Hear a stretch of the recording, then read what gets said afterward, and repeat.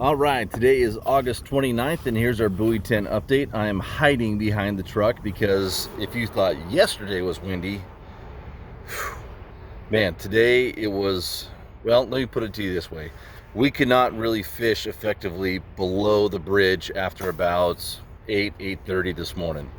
It was, and still is, blowing really hard. It's incoming tide right now, and when that wind pushes against the tide, when it flips and starts going out, it's going to get even bigger. And right now, looking at it, there's probably 3-4 footers out there. Coming into West Basin was a little bit hairy with all that slop. Man, it was a good one. It was big. But as far as what happened today, we actually got into a pretty good bite over on the Oregon and Washington side, both sides, on the last part of the incoming here first thing this morning, getting started at daylight. And then when the tide flip started going out, we had 1 or 2 good passes and then shut off, just like it has been the last few days. Really interesting how you can just land on the fish, and then one pass we had, no BS, we had over 12 bites, and we landed, I mean, we kept 5 hatchery fish and let another 4 or 5 go. It was a Coho rodeo, right? Exactly what you always hope for.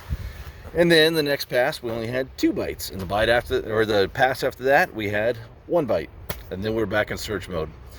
Since we already had 6 Coho in the box, our group decided to jump upriver and fish above Tongue Point, see if we could find a couple snook. And we ended up getting 4 grabs up there, getting 1 snook and 1 Coho. There were at least 3 dozen boats up there, and we only saw 1 or 2 other nets. So, and the graph was empty. There was hardly anything up there whatsoever. But that's probably because it's a couple days early here yet. We'll see. Time will tell.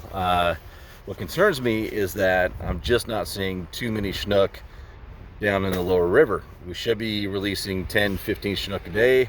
Today we only released a couple. Now granted, we're fishing areas that we're not specifically targeting the snook, but if there's a lot of snook around, they should probably still be caught.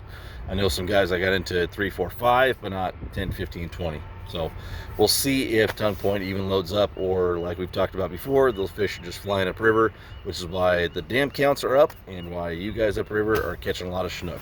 So we will see, and that will happen here in the next couple of days. To wrap up this Buoy Town update for today, I wanted to personally say thank you so very much for all of the support. We just aired our last episode of Day One Outdoors TV on NBC Sports Northwest. Not the last one ever, just the last one on NBC Sports Northwest, because the network as a whole is dissolving. They're going away. So we're looking for a new home, a new network, as is several other outdoor shows on that same network. And once we figure out where we're going to be, we'll be sure to let you guys all know. But the outpouring of support, you guys know me, I'm pretty personable, I'm pretty honest about all this stuff. It made me choke up a little bit, just knowing that all of the hard work over the last 8 years and over 100 episodes has meant so much to the people that watch the show. So thank you. I really do mean that. And we will see you guys tomorrow, hopefully with another good report. I think I got these Coho figured out, but the second you think you got them figured out, they tell you something different. So we'll see how it goes tomorrow.